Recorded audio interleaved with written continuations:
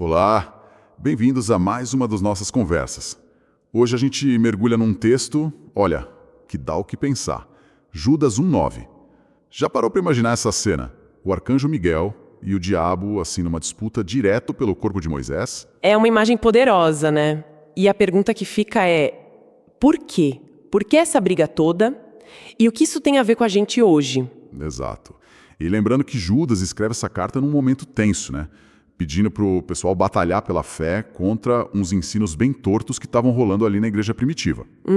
Então, nossa ideia aqui é tentar desembrulhar o significado disso, entender por que esse corpo de Moisés era tão crucial nessa disputa e qual a lição que Judas queria passar com isso, né? Bora lá. Então, o versículo 9 descreve a cena. É rápido, mas forte. Miguel e o diabo contendendo, disputando mesmo, pelo corpo de Moisés. Sim. Mas o que chama a atenção é a resposta de Miguel. Mesmo sendo um arcanjo, né, uma figura de poder imenso, ele não xinga, não acusa diretamente. Ele só diz: "O Senhor te repreenda." E é curioso, né? Porque essa história específica, a gente não acha ela detalhada assim em outra parte do Antigo Testamento que usamos como canônico. Pois é. Onde Judas arrumou isso? Olha, é uma ótima pergunta. Muitos estudiosos e até fontes antigas, como o Orígenes, um teólogo lá dos primeiros séculos, eles sugerem que Judas estava, na verdade, citando um evento de um livro apócrifo. Apócrifo. Tipo, não oficial. Isso, um livro chamado A Assunção de Moisés. É um texto antigo ligado à tradição judaica, mas que não entrou no cânon oficial da Bíblia. Mas atenção, isso é importante. Judas citar esse episódio não quer dizer que ele achava o livro todo inspirado, tá? É como Paulo, que às vezes citava poetas gregos. Ah, entendi. Ele usou um exemplo que o pessoal da época conhecia. Exatamente. Ele pegou a veracidade daquele evento específico para ilustrar o ponto dele sobre humildade e respeito à autoridade divina, em contraste com a arrogância dos falsos mestres que ele estava combatendo. O foco era a lição. Faz sentido. Mas assim, ainda me pega. Por que o corpo de Moisés? O que tinha de tão especial ali para Satanás querer tanto? A gente sabe que Deus enterrou Moisés num lugar secreto, né? Deuteronômio fala isso. Essa é a pergunta de ouro. Bem, existem basicamente duas hipóteses principais que o pessoal levanta. Uma, talvez menos provável, é que Satanás quisesse, sei lá, profanar o corpo fisicamente.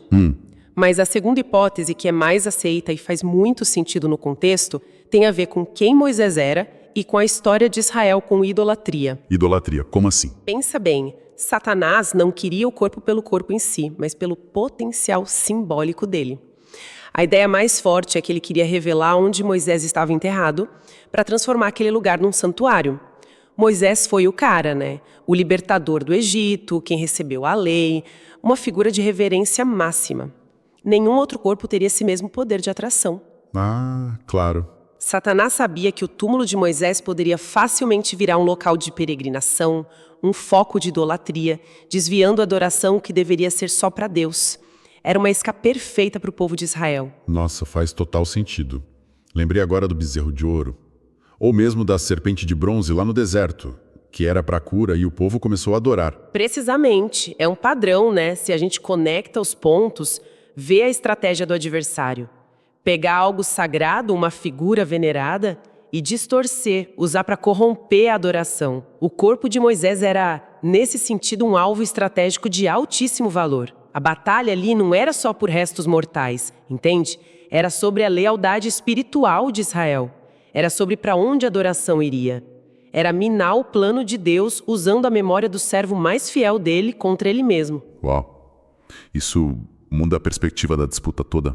Não era posse física, era batalha espiritual pela adoração. Exato.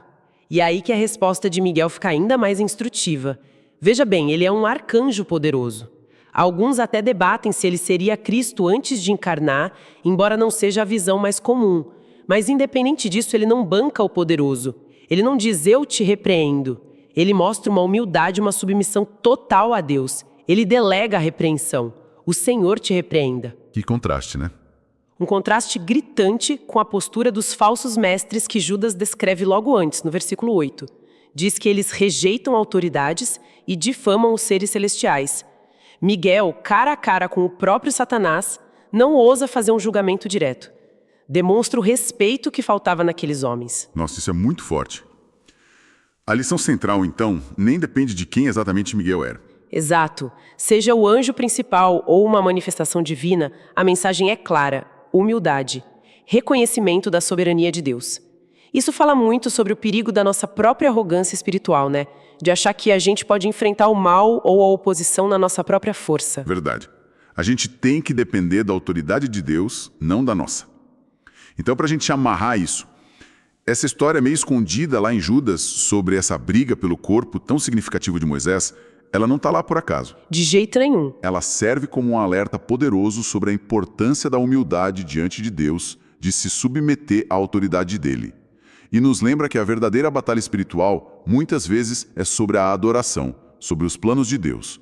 O corpo de Moisés era chave porque tinha esse potencial enorme de desviar a adoração. Exatamente. E isso talvez deixe uma pergunta para a gente pensar, né? Qual? Se até seres celestiais tão poderosos como Miguel mostram esse respeito todo pela autoridade divina num confronto direto, como será que entender isso de verdade poderia mudar o nosso jeito de lidar com conflitos, com a nossa própria arrogância ou a dos outros?